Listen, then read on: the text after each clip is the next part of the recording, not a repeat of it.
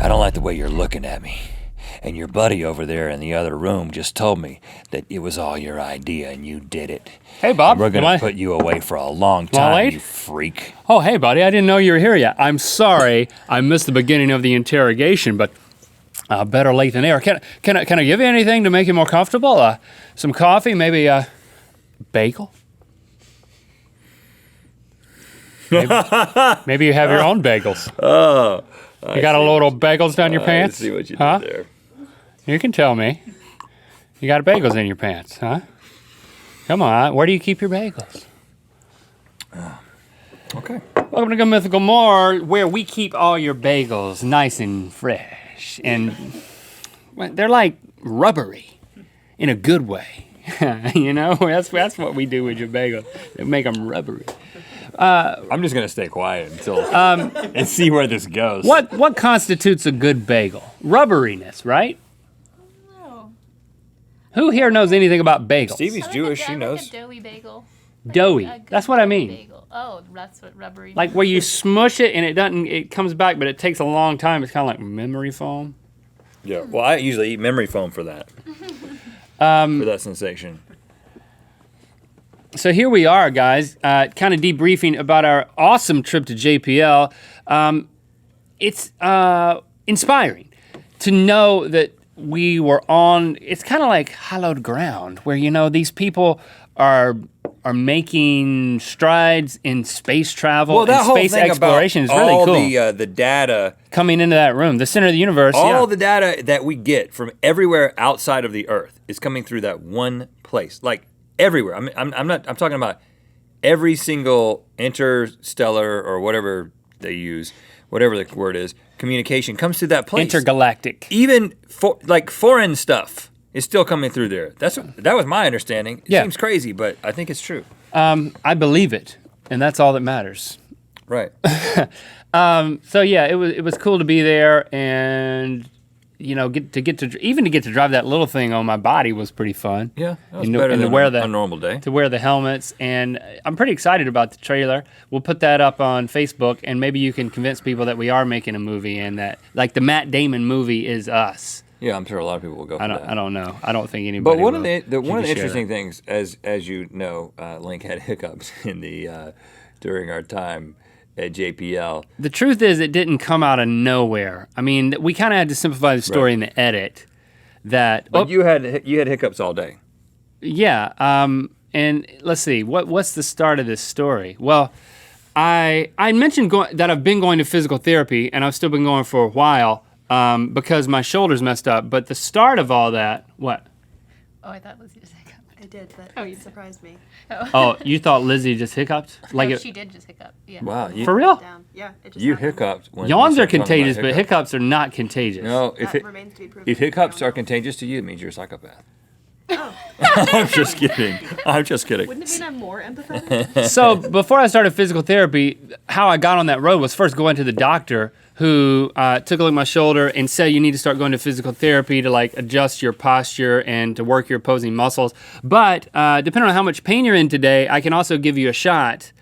And it wasn't cortisone, but it was basically like a steroid shot, like same type of thing that would reduce the inflammation in the shoulder and reduce, therefore, the pain.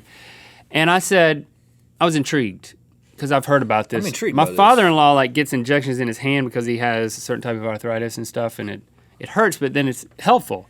And I've been in like chronic pain. It's not just, it's basically every single day. And I said, well, it's not really hurting right now, but it will be hurting later today because it hurts at some point every day. And he's like, well, I don't know if I want to give you this injection, but Why not go if you for it? if you want it. I was like, sure, I'm curious. And then he comes back in with the needle and he gives me the injection. And that's the story in and of itself that I'll make shorter. But the thing I was curious about was how bad it would hurt. And the answer is really bad. It's very uncomfortable. Like bad. he's like, there's gonna be a pinch. He's putting a needle down against my bone into my joint, like down into that thing. And then he's like, you're gonna feel, so the needle was in there and then he was like, you're gonna feel a little pressure. I didn't feel anything. He was like, now you're gonna feel a little more pressure. And then all of a sudden he like drops the plunger on me, and I thought my shoulder was going to explode off of my arm like a detonation device on an Android. You know, it was just like the amount of pressure within my shoulder felt like it was going to send my arm across the room. Like C-3PO. And then he was like, I was like, ugh. I like literally made that noise. You made your And he was pain like- sound. he was Everybody like- has a pain sound. He was like, just breathe deeply. And so I breathed deeply, and then it got bigger, and I was like, it's about to explode. And then finally, it started to edge off and subside. Did you stop and say, like, you know how, like, sometimes the doctor warns you about something and then it starts happening and you think, I don't know if his warning accounted for what I'm feeling? What I'm feeling, Like, yeah. A dentist will be like, let me know. And I never Right. like to be the guy that says anything at the dentist. Yeah, there was a point when I think I need to say something because I might be about to die. Like that kind of thing. It went from pain to fear. Like there was fear. Something's going wrong. My arm's going to pop off. Right. I was like, catch it, man, catch it. And I also was afraid that I was going to faint, which I got this close to fainting. Not this close, not that close, but this close. Did you tell him? I told him ahead of time. I was I'm a like, fainter? be ready to lay me back, brother, because I could go down like flam at any moment. So anyway, it subsided, and then he said it's going to be sore, and by tomorrow it'll start to feel better. And that's when the hiccups will come. So I'll go home. But you're kind of taking the flame out of my story here. Well, I think they all know that's all where do. it's going. We've already said that. No, the hiccups are unrelated. It's just not. I just want to tell that story first. So I go home and I go to sleep, and the pain has not subsided, and then I wake up at 3 a.m. or it's 2 a.m. I never wake up in the middle of the night unless a kid is scared and is waking me up, which does happen frequently. But I never wake up on my own volition. And I woke up and I couldn't figure out why, and then all of a sudden it was like, and I realized I had hiccuped myself awake. And I was up for an hour. I left the bed because I didn't want to wake Christy up. I started walking around the house, like hiccuping violently. And let me just explain. You heard some of those on the JPL thing, but his Just the way I hiccups, hiccup. his hiccups are that loud. He's not joking. So after an hour, You would think that it was a joke. I was but it's not. exhausted. I finally get him back in bed, and the hiccups do subside. And then at like 5:30 in the morning, my alarm clock of hiccups woke me up again. And I go to this JPL shoot because it was the next day, this day, and that I'm talking about right now.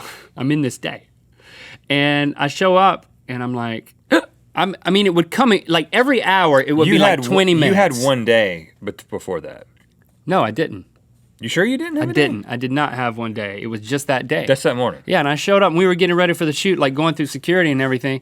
And about 20 minutes of every hour would be a hiccuping spell, and it would subside. And I was pretty concerned about it, but for some reason, I'm not the type of person that like will start Googling about it. I think I like to not know. It's just like, well, it's just hiccups. Who cares? But you started Googling this thing because I'd like to know. because you realize that there are stakes here. First, we're shooting at JPL all day. I don't want you to be hiccuping all day, is what you're thinking. And then we shot this well in advance, but for scheduling issues with JPL, this was right before we went to VidCon, like literally the day before. Mm-hmm. So then we're like hosting the main stage and recording a bunch of ear biscuits and a bunch of stuff, and it's like all the next 2 days. And I had looked it up that when I Googled this, I found that there were a number of people who had had a steroid shot who had suffered from chronic hiccups. Well, not, yeah. It is a bona fide side effect of a steroid shot. But here's the thing, is that it also said, there were like people who wrote into forums and said, I've gotten hiccups from a steroid shot, but my doctor won't acknowledge that it's connected. So pause there because that we'll come back to what you said.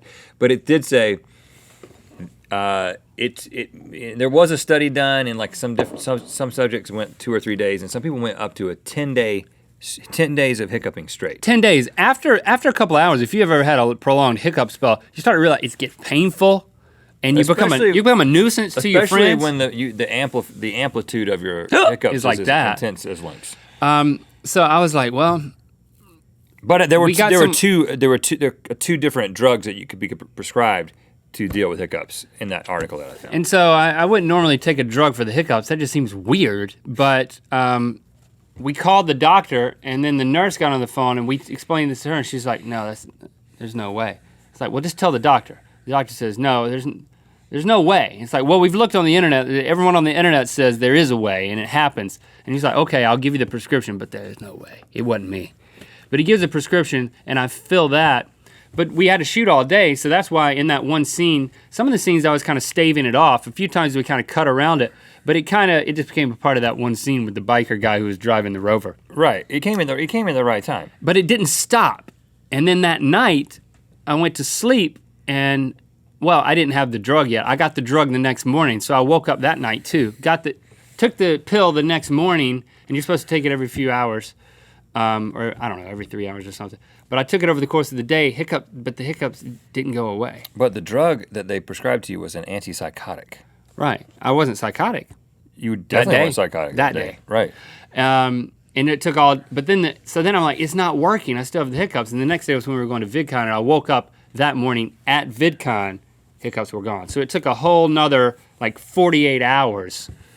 So I hiccuped 20 minutes out of every hour for 3 days. 2.5 days. Here's the interesting thing, though, because I Which understand. is disconcerting. I When you understand think why it can last doctors 10 do days. this. I know why doctors do this, but it just makes me a little suspect because it's just like, okay, you never have ever had a hiccuping spell in your entire life like that, and it was literally right after that, and then there are other people who've had the exact same experience. Clearly, it was attached to, it was connected to the thing, but they can't admit it. I don't know why Because it could be like, what if you have hiccups for the rest of your life? Then they get a malpractice lawsuit. They can't admit wrongdoing. You know? I guess that's what it was, yeah. Any complications, I think they just have to be. If I think there's probably a protocol that if there's complications that have been determined to be linked to that specific drug, they can acknowledge it. But if it's anything else outside of this small window of things, they're like, nope, that can't be it. Definitely not related. They've probably all been trained. We should ask our doctor friends. Yeah, all the doctor friends we've got. And, I'm still going to physical therapy, and that's going well. How's your shoulder? My shoulder is marginally better, but it's not. You need another It's shot. not better enough. I'm thinking about getting another shot. I've seriously considered it. Well, how many weeks was it good after that shot? Less than a week. That's the thing. Oh, it's not worth it. It's not worth it. But physical therapy is helping. It's just taking a while. It could take over 8 weeks, 16 weeks. I don't know what it is, but we'll see, man. I don't know. We'll Wish see. me luck. My shoulder, man. I have to get a shoulder replacement.